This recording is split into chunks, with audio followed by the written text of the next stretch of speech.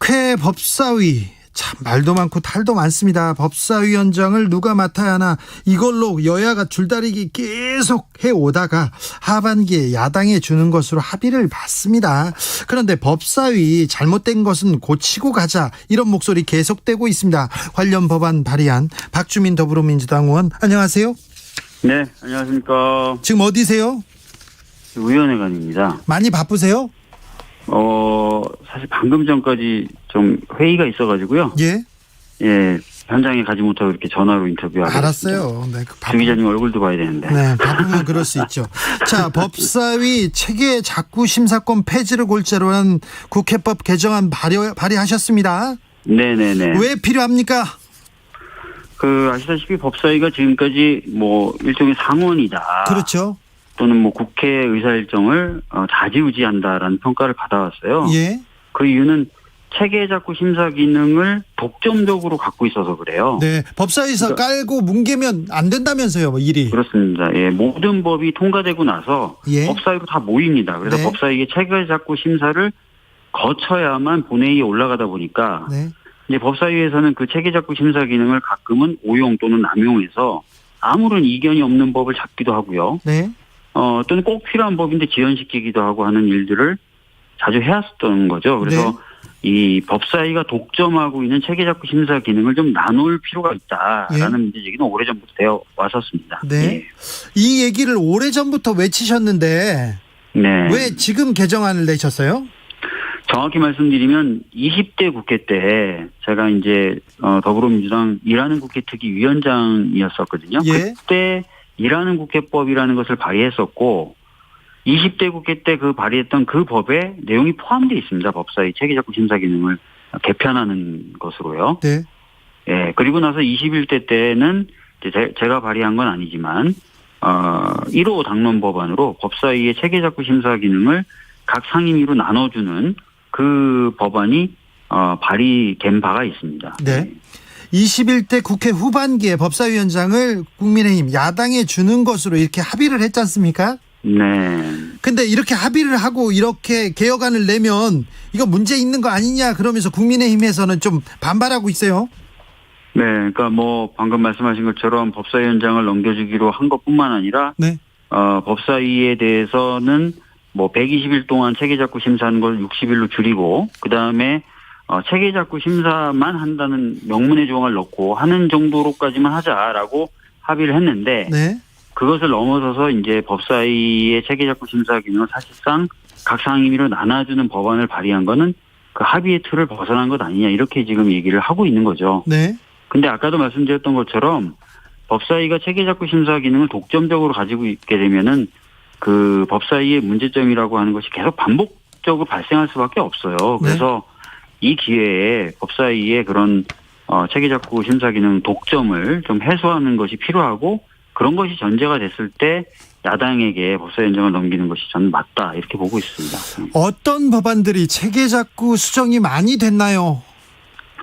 뭐 20대 국회 때 이제 체계작구 심사 기능으로 터무니없이 잡혔던 법 중에 하나가 이제 소위 말하는 김관홍법이라고 네. 세월호 때 현장에 나와서 여러 가지 힘든 일을 하셨던 민간 잠수사 분들을 위한 좀 내용이 지원하자는 내용이었죠. 예, 지원하자는 그런 법안 같은 경우에 특별한 이유도 없습니다. 그냥 세월호 관련된 거니까 나중에 하자라는 이유로 네. 농해수위라는 소관 상임위에서 완전히 합의가 됐고 야당에서 문제 제기한 내용까지도 수정돼서 넘어온 것인데 그냥 잡혀 있었던 거예요. 그냥 3년 법사위 동안. 가면 잠자고 있습니까? 네. 그래서 그런 꼭 필요하고 여야가 합의돼서 넘어온 법안조차도 잡혀 있는 것을 보고 이제 저는 이제 문제의식을 강하게 느꼈던 건데 네.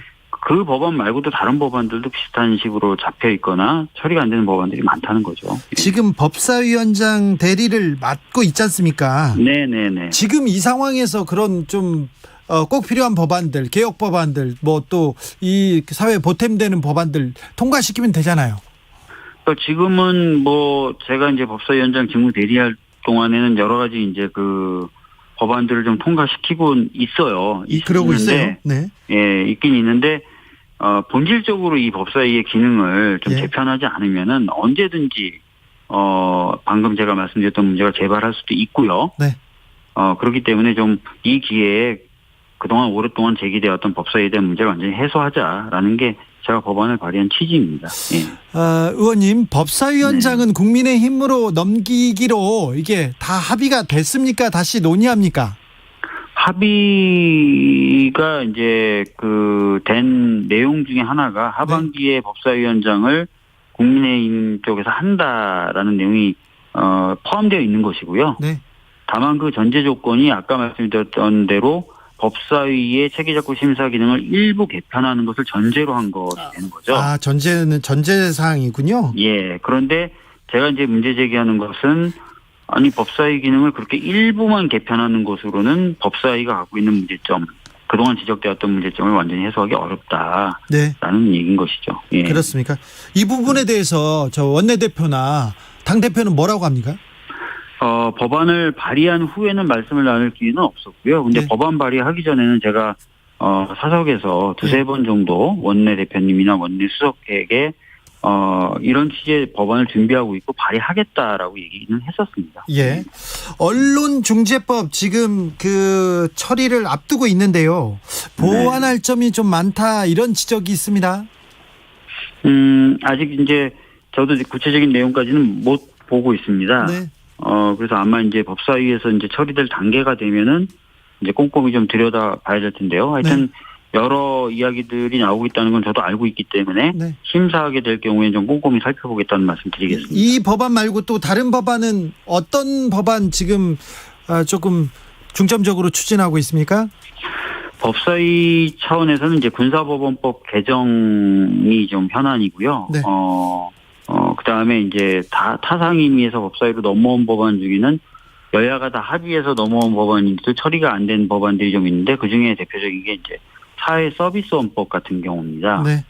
그런 경우는 좀 시간을 너무 끌지 않고 좀 처리하는 게 맞지 않나 이렇게 생각하고 있습니다. 3432님께서 혹시 법사위원장 야당이 주기 싫은 거 아닙니까? 이렇게 물어보는데요.